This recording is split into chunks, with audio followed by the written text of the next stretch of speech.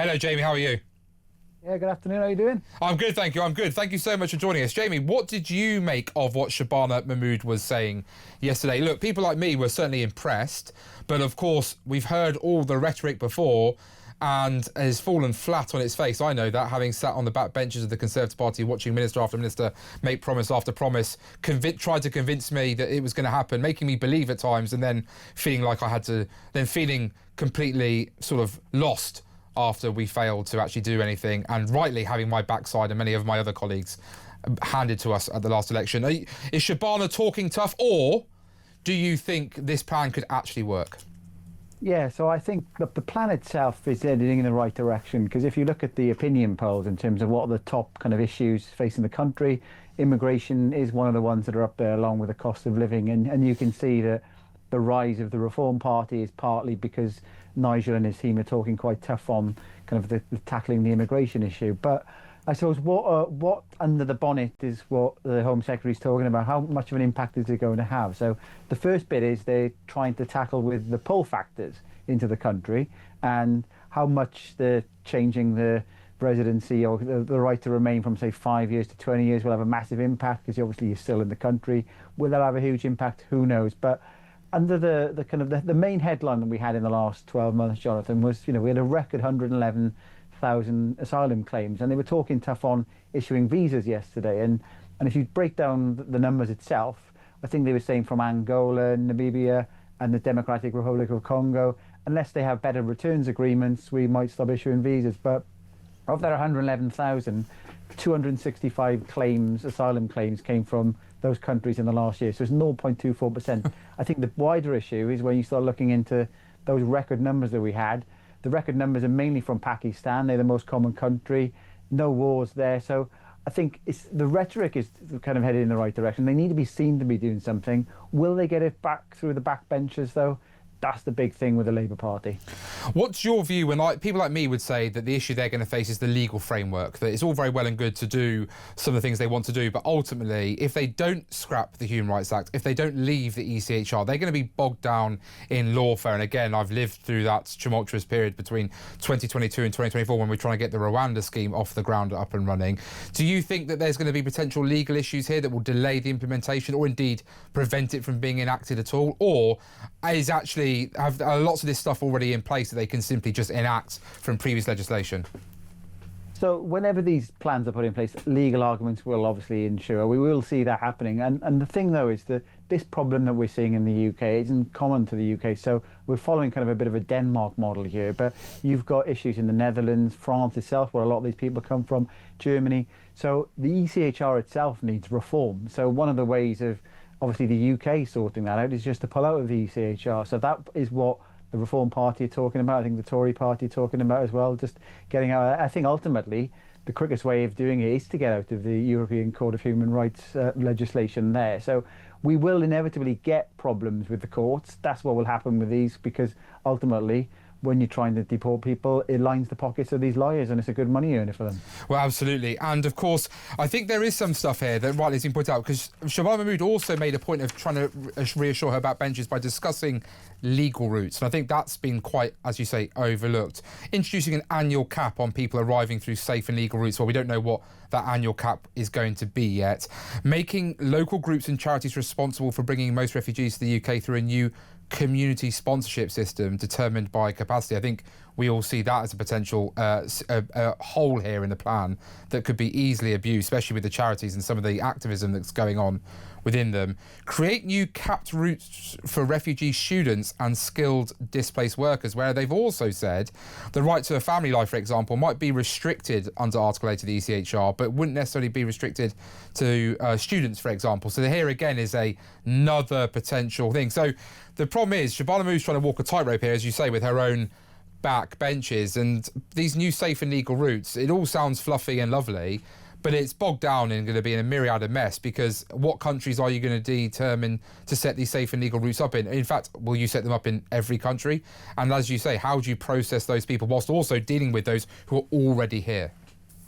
Yeah, and that's the big problem. So one of the things that will probably be a very good deterrent is as soon as you land, that was what the Rwanda plan was, is as soon as you land in, you're sent to a third country to process. That'll stop people kind of coming into the country. Now, people will say, well, if you don't come into the country, if you come into the country illegally, you should never have the right to claim asylum. And obviously with a country like the UK, where you've got kind of the sea around, it's difficult to get into the country legally unless you come in over on these visas and then convert into asylum. So maybe a grown-up debate on this is for the UK, along with many other countries around the world, is to work out what's a reasonable number of people to allow asylum. And once you reach that cap, that is pretty much it, and then you just process them abroad. And maybe that's the approach that all countries could take, because it's not just the UK, it's quite broadly across different parts of the world in terms of numbers of people coming over.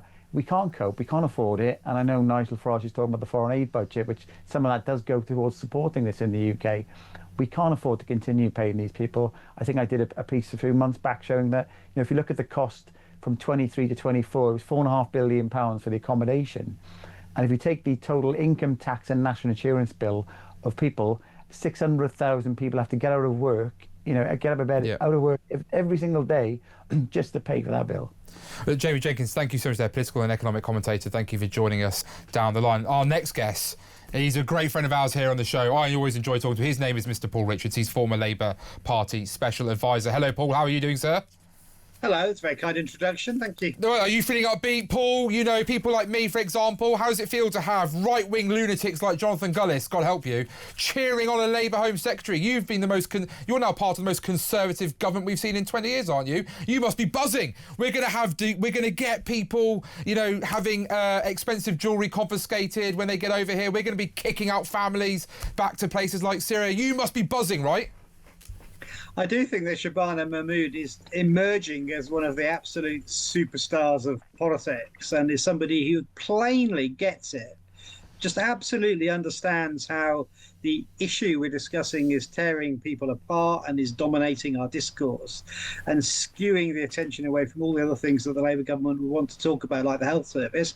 And she's got a grip on it in government. And the fact that, the Conservative Party has said that they would vote for this shows that it's going to get through Parliament pretty sharpish. And of course, there are noises off and there are those that will disagree. It's a democracy, you would expect that.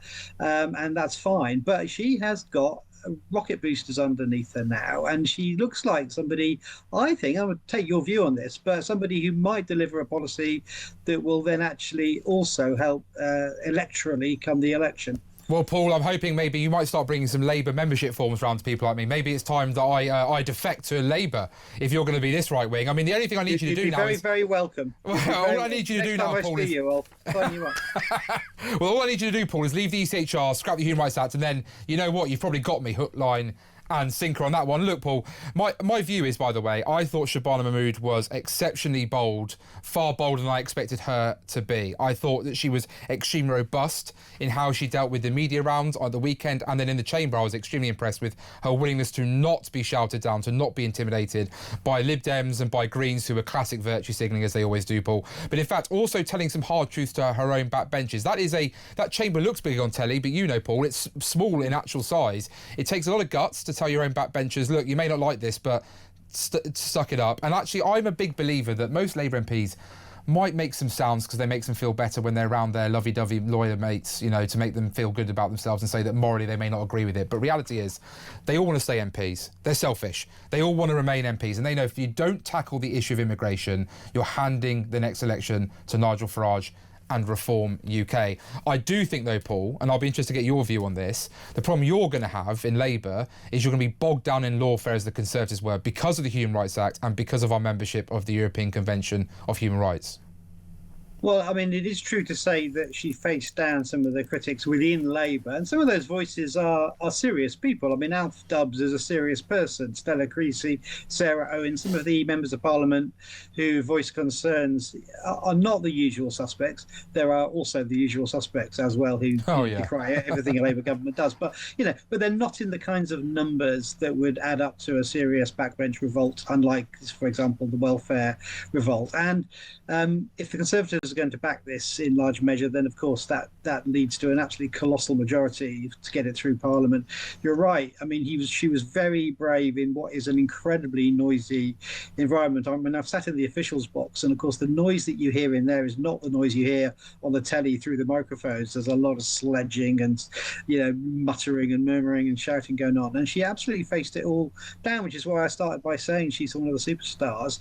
Now, lawfare, I think there's a thing, in politics called Nixon to China, isn't there? Where maybe it is Keir Starmer and the lawyers that surround him in the cabinet are the ones who actually can take on the legal blob. They can be the ones to have words with perhaps former colleagues in chambers and take on some of this legal establishment in ways that maybe others couldn't, and get things done and get things moving on this. Because you're right, there will be legal opposition.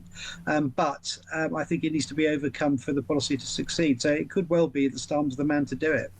Out of interest, Paul, do you think this for the Conservative Party is a smart move to back this? Because ultimately, look, as an ex-Conservative MP and someone who is known to be quite robust on the issue of immigration, you can imagine, Paul, I was pretty downhearted in some ways yesterday looking at a Labour Home Secretary introducing measures that I simply can't fathom why the Conservatives never did, alongside the Rwanda policy at the same time. Do you think that the Conservative Party, will be reading from this? And do you also think it's quite peculiar that the Conservatives, I think, are being politically operatively smart by backing this, saying it doesn't go far enough, but saying they'll lend votes, but bizarre for reform to oppose this? Because if I was in Labour HQ, I'd be now drafting up the leaflets, particularly for red wall seats where I live in Stoke-on-Trent.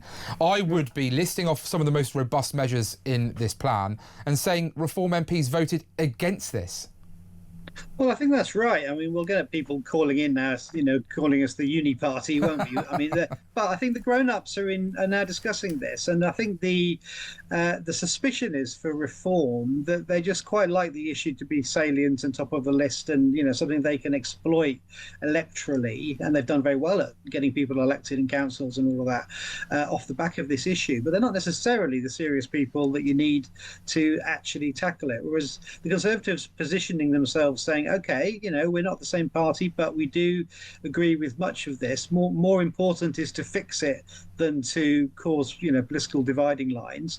Maybe a more grown-up approach. And I think certainly we welcome the Conservatives' votes, but it is part of a grown-up conversation we all need to have now about how to actually fix it and get it done, which is the most important thing.